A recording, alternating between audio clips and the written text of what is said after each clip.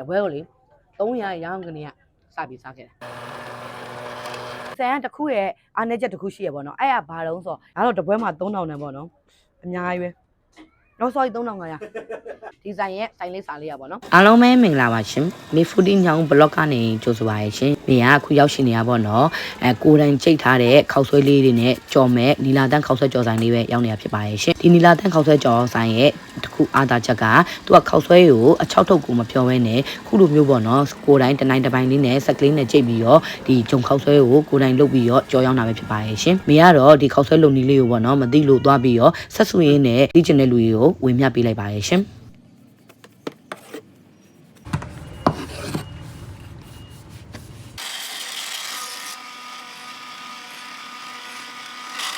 ်ဒီနီလာတန်းခောက်ဆွဲကြော်ဆိုင်ကခုလိုမျိုးပေါ့နော်ကြိတ်ခောက်ဆွဲကို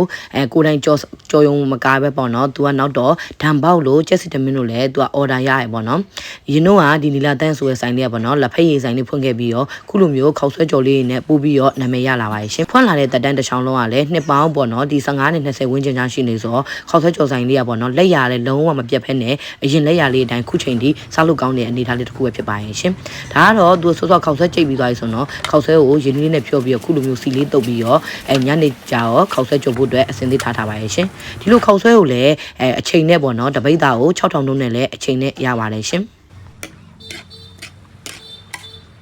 ဒါလေးကတော့မေရပေါ့နော်ဒီကြံစံကြော်စားချင်တဲ့အတွက်ကြောင့်ကြံစံကြော်လေးမှားထားပဲဖြစ်ပါရဲ့ရှင်ဒါကတော့ကြံစံကြော်ပြထားတဲ့အတိုင်းလေးပေါ့နော်သူကတော့ကြော်ပြီဆိုလဲခုလိုဒဲအိုးကြီးနဲ့4 5 6ပြန်ပေါ့နော်တစ်ခါကြော်ရင်ကြော်ရပါရဲ့ရှင်ကြံစံကြော်ကတော့လာမပေါ့နော်မှာကန်ကြမှာကြော်ပြရဲ့အတွက်ကြောင့်ကြံစံကြော်ခုလိုမျိုးတပွဲစားနှစ်ပွဲစားပဲကြော်ပြရဖြစ်ပါရဲ့ရှင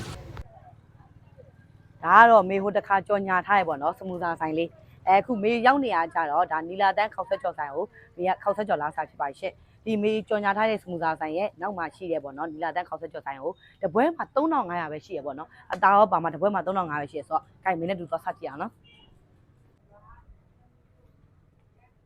အကိုဟေးခောက်ဆွဲကြော်လေးလိုချင်တို့ခောက်ဆွဲကြော်တပွဲခောက်ဆွဲကြော်သမီးအသားမထည့်ဘူး2500တန်းနေတပွဲပြီးတော့ကြံစံကြော်တပွဲကြံစံကြော်ကကြတော့အသားထည့်မယ်3500ပေါ့နော်အသားထည့်အဲ့ဆိုကြံစံကြော်အသားထည့်မယ်ခောက်ဆွဲကြော်အသားမထည့်ဘူးတပွဲစီပေါ့နော်နောက်တော့သမီးတို့လေပကံလေးနဲ့ထည့်ပြီးလို့ရလားအကိုစိန်စားမရပါမယ်လေနော်ဟုတ်ကဲ့ဟုတ်ကဲ့ဟုတ်ကဲ့ပါဟုတ်အဲ့ဆိုသမီးပကံလေးနဲ့ထည့်ပြီနော်ဒီဆိုင်ကတစ်ခုရဲ့အားနည်းချက်တစ်ခုရှိရပေါ့နော်အဲ့ကဘာလုံးဆိုတော့ तू ကစိန်စားတစ်ခုမရဘူးရှင့် तू ကပါဆယ်နဲ့ရတယ်ပေါ့နော်ပါဆယ်ကတော့တစ်နေ့ကိုအောက်ဆွဲဒီလိုခောက်ဆွဲအချိန်15ပိတ်တာ20ပိတ်တာလောက်ရောင်းရတယ်ပေါ့နော်အချိန်15 20လောက်ရောင်းဒီခောက်ဆွဲကလည်းမျိုးရှိမှကြည့်ထားသလိုပေါ့နော်ကိုယ်တိုင်လုပ်တဲ့ခောက်ဆွဲတွေပေါ့နော်ကိုယ်တိုင်လုပ်တဲ့ခောက်ဆွဲတွေကိုယ်တိုင်ကြိတ်တဲ့ခောက်ဆွဲတွေနဲ့မျိုးကခုလိုမျိုးဒီဒဲထဲမှာပေါ့နော် तू ကအဲ့လိုကြော်တာခောက်ဆွဲကြောက်တွေကိုဖြောပြီးတော့ရောင်းတာမဟုတ်ဘဲနဲ့ကိုယ်တိုင်ဆက်နဲ့ကြိတ်ပြီးတော့လှုပ်ထားတဲ့တဘာဝပေါ့နော်ဘာဝကြိတ်ခောက်ဆွဲပေါ့နော်ဒါသူတို့ကိုယ်တိုင်ကြိတ်ထားတဲ့တဘာဝကြိတ်ခောက်ဆွဲနဲ့ခောက်ဆွဲကိုလက်ဆက်ကြော်တာပါဆယ်ကအများဆုံးပဲဒါပေမဲ့စိုင်စားတော့မရဘူးပါဆယ်ကပို့ပြီးတော့ဟိုဖြစ်တယ်ပေါ့စိုင်စားကြတော့နေရာလေးအနည်းငယ်အချင်းရှိလို့မလို့စိုင်စားတော့မရဘူးဒါပေမဲ့မေကတော့ဒီမှာ request တောင်းပြီးတော့ပကံလေးနဲ့ပေါ့နော်စားပြချင်တော့မလို့ကန်ခုမင်းနဲ့တူတူစားလိုက်ကြရအောင်နော်နောက်တော့သူကဒီရလေခောက်ဆွဲကိုလည်းတပိတ်တာကိုဘယ်လောက်6000ပေါ့နော်ခောက်ဆွဲကြီးရဲ့အလွတ်သီးတဲ့ဝယ်ချင်တယ်ဆိုရင်တပိတ်တာကို6000လုံးနဲ့ရောင်းတယ်ပေါ့နော်ဒါမှမဟုတ်ခောက်ဆွဲကိုအချိန်30အချိန်15 20လိုချင်တယ်ဆိုတော့2ရက်လောက်တော့ကြိုးပြောပေးပေါ့နော်ဟုတ်ဆိုသူကဒီလိုကြိတ်ရအောင်လို့ကိုဆက်နဲ့ကိုဒီ14နဲ့ကြိတ်ရအတွက်2ရက်လောက်ကတော့ကြိုးပြောပေးပါနော်အဲ့လို order ရှိရဆိုရင်တပိတ်တာ6000လောက်တော်တော်တန်းနေအိမ်မှာတိတ်အလုပ်ရှော့အတန်းကြအိမ်ကြပြန်ဖြုတ်ရတယ်လေဖြုတ်ရတော့နော်မဖြုတ်ရအောင်နော်အိမ်ကြတော့မဖြုတ်ရတော့ဒီတိုင်းလေးပဲခောက်ဆွဲကတစ်ခါကြော်ရင်အဲ့လိုဒဲကြီးနဲ့4 5 6ပြန်လောက်ကြော်ရတာအမကြံစံကြတော့စားချင်တယ်ဆိုရင်တော့နည်းနည်းအနှဲငယ်စောင့်အောင်မယ်ပေါ့နော်ခောက်ဆွဲကြတော့တစ်ခါလေကြတော့ဟိုသွားဝယ်ပြီးဆိုရင်ရှိမှစောင့်တဲ့လူမရှိရင်တော့ခောက်ဆွဲကတော့အလွယ်တကူတန့်ရတယ်ကြံစံကြော်ကြတော့မှားပြီးဆိုရင်တော့အနှဲငယ်တော့စောင့်ပြရတယ်ဒါမှကြံစံကြော်ကိုကြော်ပေးရတဲ့အတွက်ကြောင့်ပေါ့နော်ခောက်ဆွဲကကြတော့အဲ့လိုမျိုးတစ်ခါလေ ready ရတယ်ပေါ့နော်ဒါကတော့ဒီခောက်ဆွဲကြော်ပေါ့နော်ဒါပါဆယ်ဒါတပွဲကိုကျက်ဥနဲ့ဆိုရင်2500ကျက်ဥမပါဆိုရင်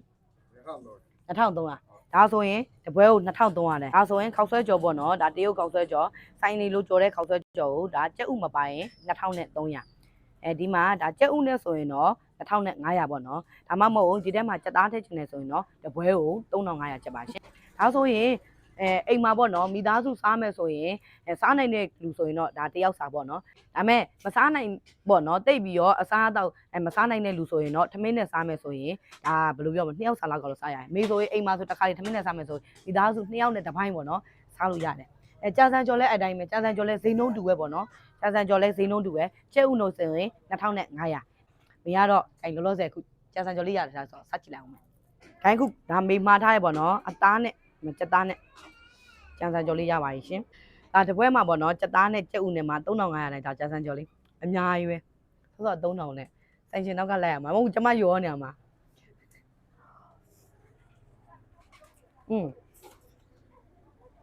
တော့နော်ဘာဒီကြက်သားနဲ့ဆိုလို့ကြက်သားလေးတွေပါတယ်မင်းကတော့ဒီနေ့ကိုကြာစံကျော်ကြက်သားနဲ့မှာပြီးခေါက်ဆွဲကိုကြက်သားနဲ့မမှာဘူးပေါ့နော်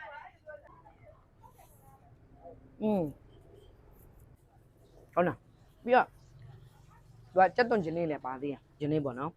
အဲ့တော့ဟင်းညိုလေးညက်ပါသေးတယ်ဒါဟင်းညိုလေးကိုချက်ဆက်လောက်ခိုင်းတာပေါ့နော်သူကတော့ပုံမှန်အားဖြင့်ဟင်းညိုပေးရင်အချိုပေးရမင်းကဒီနေ့ချင်းဆက်ဆက်လေးတော့ချင်လို့မလို့ချက်ဆက်ကလေးလောက်ခိုင်းတာပါရှင်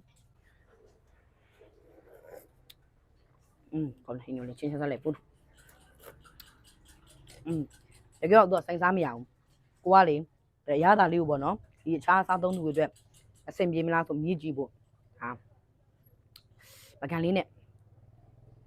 လောက်ခိုင်းလိုက်တာပေါ့နော်တကယ်တော့မေးလက်ပါဆက်လာဝယ်ရပဲဟုတ်နော်ကျန်တော်ကျော်လေးလည်းကောင်းတယ်မင်းဒီဆိုင်မှာဆိုအများနဲ့ပုံမှန်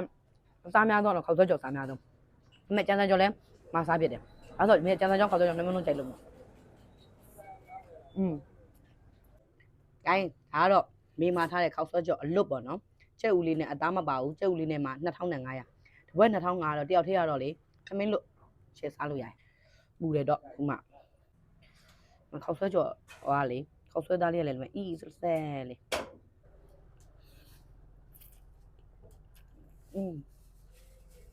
ကောင်းလားတော့ကောင်းတယ်ခေါက်ဆွဲသားလေးလည်းနုညံ့နေရတာလေးလည်းလေအဲ့လိုစားတော့ဆိုင်ကြီးရဲ့လက်ရအတိုင်းမှာဆိုင်ကြီးလက်ရအတိုင်းမှာပေါ့ဒီကူကခတ်တော့ဆိုင်ဖွင့်ထားတော့လေတော့ကောင်းတယ်ဒီလည်းလာလေးခိုင်ပိတ်ဟုတ်တယ်မှာပေးရတဲ့ဈေးနှုန်းနဲ့စားရရတာလေလုံးဝပတ်ပဲ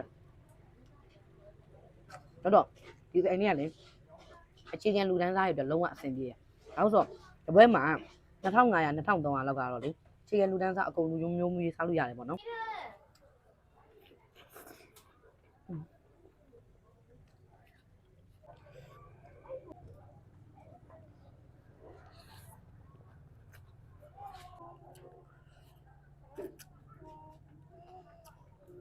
အေးပါလေဒီဆိုင်မှာအမြဲစားပြတယ်ပေါ့နော်ခုတပွဲ2500 3500ဖြစ်မှာမဟုတ်ဘူးတပွဲကိုလေ300ရောင်းကနေကစပြီးစားခဲ့တယ်အဲ့လောက်ရှိသွားရင်နှစ်ပေါင်းအဲ့လိုပေါ့နော်15နှစ်ကျော်20ပေါ့15နှစ်ပေါင်း20နဲ့15ချားရပေါ့နော်အဲ့လောက်ကနေရှိသွားတပွဲကို300ကစ်ကနေကမေးဝယ်စားခဲ့တာဒီဇိုင်းရပါနော်ကျုပ်ပိုင်း300ကျုပ်ပိုင်းဟုတ်တယ်အဲ့ပါလေအဲ့လိုကျုပ်မပိုင်း300တပွဲကိုကျုပ်ပိုင်း900ရောင်းနေဦး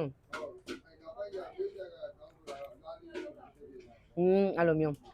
ဒီရဟုတ်တယ်ကျုပ်နဲ့တက်လို့နေပဲတကယ်ကောင်းတယ်ရတာ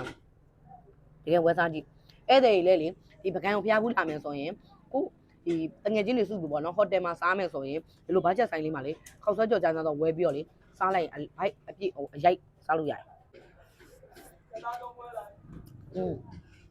ဒါမေးပါဆယ်မှာထားလေးလေရည်လို့ဆိုတော့မေးရဲ့ဘယ်လိုလေးကိုဒီနားမှာဆုံးသက်လိုက်မယ်နော်နောက်တော့ဒီဆိုင်ရဲ့ဆိုင်လေးစားလေးရပါတော့မေးတို့ညောင်ဦးမျိုးညောင်ရဲစကက်နဲ့မျက်စောင်းတို့မှာရှိတဲ့ဒီလာတန်းဆိုရဲ့ခေါက်ဆွဲကြော်ဆိုင်လေးပဲပေါ့နော်မျိုးကန်တွေတော်တော်များကတော့ဒီလာတန်းဆိုခေါက်ဆွဲကြော်ကိုမသိလူမရှိပေါ့နော်အဲ့တဲ့ဆိုလဲတကယ်လို့မေးမယ်ဆိုရင်အဲ့ဒီရဲစကန်နားမှာအနီးဝန်းကျင်မှာရှိရဲ့ဆိုင်တွေတော်တော်များများကိုဒီလာတန်းခေါက်ဆွဲကြော်ဆိုင်ပေးဆိုင်တို့မေးလိုက်ရင်အကုန်သိရတယ်ပေါ့နော်ခုမေးရဘယ်လိုလေးကိုညမှာပဲသုံးသက်လိုက်မယ်နော်နောက်မေးပေးသွားပြီးတော့ဗာစားစားမလဲဘယ်လိုမျိုးစားတော့လေးစားမလဲဆိုတော့လဲဆက်လက်ပြီးစောင့်မြောက်အပေးကြည့်ရှုပေးပါအောင်ရှင်နောက်မေးရဘယ်လိုလေးမှာညနေဆိုလေးချက်မယ်နော်အားလုံးပဲတာ